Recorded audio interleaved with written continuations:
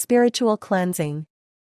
When people start dipping their toes into different Wiccan practices, they often find that different guides all start with the same word. Cleansing. Spiritual cleansing is a huge part of all sacred work. To make the most of our practice, we must detach ourselves from unwanted energy, and the same goes for our space and tools. With that in mind, we wanted to present you with a crash course on some of the most interesting and useful ways to cleanse. But first, we ought to understand what spiritual cleansing is and why we need it. What is spiritual cleansing? The act of cleansing helps us get rid of any negative or otherwise unwanted energy that accumulates all around us. But why do we need to do that, anyway? Well, doing a spiritual cleansing is the best way to focus our energy on our intentions. When spells don't work, it's usually because opposing energies got in the way of our own. So it doesn't even have to be anything bad or negative. We could also be trying to cast a money spell with tools that have the lingering energy of a previous spell we did. Banishing is the more intense version of this ritual. It's also more focused on chasing away a certain spirit or entity. Needless to say, we usually don't have too much use for banishing rituals. Spiritual cleansing is a much more common practice. But that brings us to the next question: when should we cleanse ourselves, our space, and our tools? How often should you cleanse your space and tools? As we have established, unwanted energy tends to settle all around us, all the time. So when it comes to our living quarters, spiritual cleansing rituals should be performed bi-weekly or at least monthly. The new moon gives us the perfect opportunity to perform cleansing rituals as it symbolizes new beginnings. We can cleanse our bodies at about the same intervals unless we feel the need to do it more often. After all, we're dealing with an intuitive practice.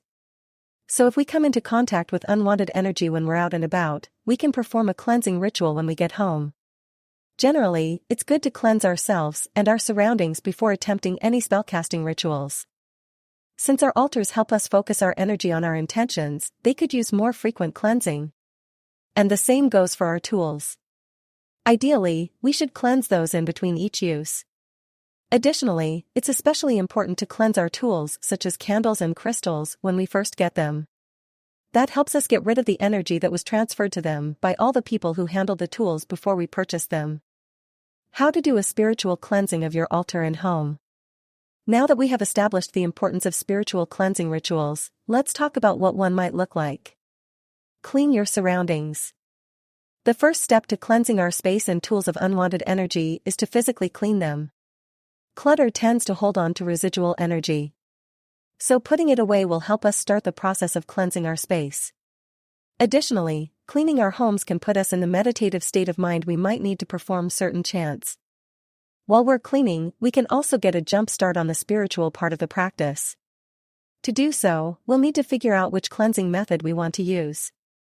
Choose a cleansing method. Cleansing is a practice that usually requires a medium that can dispel unwanted energy. In Wiccan practice, we usually use elements like fire, or rather, smoke, water, and even sound. However, we'll also mention some of the more unconventional methods. Fire and smoke. Most people associate the practice of cleansing with burning certain herbs. For example, sage spiritual cleansing has been a part of Native American healing practices for centuries.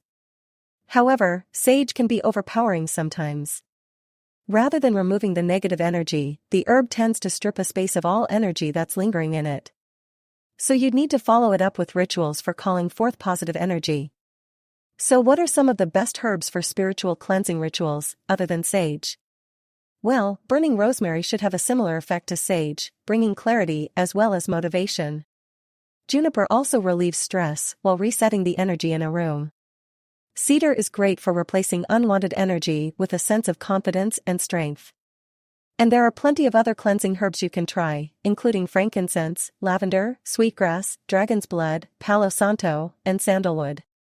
Most of these herbs are available in bundles as well as incense sticks or resin. Just light the tool of your choice and direct the cleansing smoke around the room. Water cleansing. Some Wiccans find that smoke and fire don't mesh well with their practice. In that case, they might prefer to use water instead.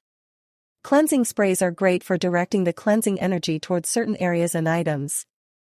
If you like the idea of a certain smudging herb, you can just as easily get it in spray form or make it yourself. Sound. The use of sound is another ancient cleansing practice that's found in cultures across the world. In this case, it's the perfect way to accompany the physical part of your cleansing practice. We can use bells, sound bowls, or wind chimes, or simply set up a playlist. As long as the music we use has pleasant, uplifting energy, it should be fine. Alternatively, we can find appropriate playlists on various streaming platforms since many Wiccan practitioners have made theirs publicly accessible. On the other hand, we can always use our own breath to create the sounds we need. Again, there are plenty of cleansing chants online, or we can create our own. Examples include: I rid myself and my space of negative energies. I call forth white light, happiness, and positivity. Cleanse this space, remove the past. I've found my happiness at long last. Fill this space with joy and love, send your blessings from above. I call upon the smoke and fire to cleanse and bless this home. We may not even need words. If we find that certain sounds have purifying vibrations, we can use them while we clean. How to make a spiritual cleansing spray from essential oils. Making a spiritual cleansing spray is incredibly easy. To start, we'll need to get our hands on some distilled water. Alternatively, we can use moon water. Then, we just need to add cleansing ingredients like salt, vinegar, and the like. Some people use dried rosemary and white vinegar for their purifying properties. You might also add some orange peels for attracting positive energy and abundance. Those are basically the same ingredients you'd find in Florida water, a cleansing solution that's often used in hoodoo.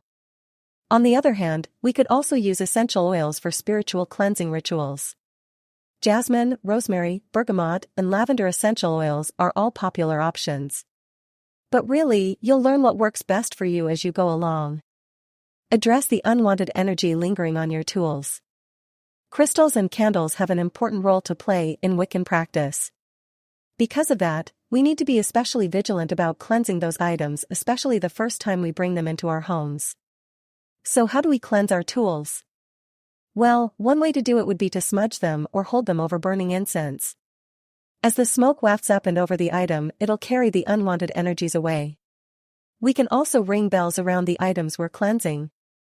If you have a creek or river nearby, you could put any items in need of cleansing into it, letting the running water purify them. Lastly, we could bury the items to let the negative energy seep into the earth. Different practitioners have different rules when it comes to this method of cleansing, but it all comes down to intuition anyway. We can bury our tools overnight, for a full day, or even 3 days. If you don't live near nature, bury your tools in a big pot of dirt instead. Similarly, if you don't have a river around you, you can always use cold tap water. It's not the same, but it gets the job done. And you can always double up on cleansing methods if you feel like one didn't quite do the trick. Now, crystals can be a bit trickier to cleanse. Many practitioners use selenite to cleanse other crystals. However, the sun and moon can also be powerful cleansing tools. Just be careful not to leave crystals in the sun for too long, it might fade the color. Don't forget to cleanse yourself too. Finally, we have perhaps the most important component of this equation. As a conduit of magic, the human body can also hold on to a lot of negative energy. To prevent that, we can use all of the cleansing tools we have mentioned so far. When smudging our living area and tools, we can use the smoke on ourselves as well. Similarly, sound and sprays can also work wonders. However, none of those will be effective enough if our bodies aren't clean.